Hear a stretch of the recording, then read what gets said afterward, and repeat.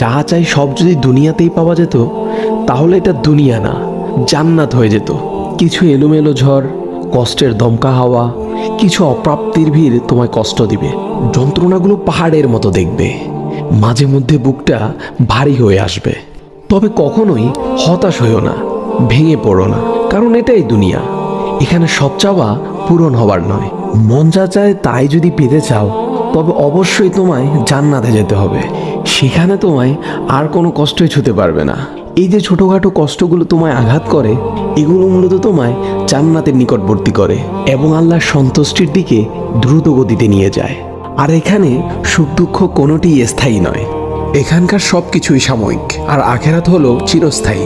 সেখানকার সুখ দুঃখ চিরস্থায়ী। ক্ষণস্থায়ী কষ্টগুলোর ব্যাপারে অত চিন্তা করে কি লাভ?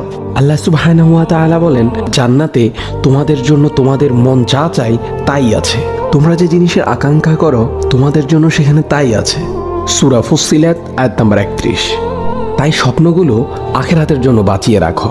হতাশ হয়ে নিজেই নিজের উপর জুলুম করো না।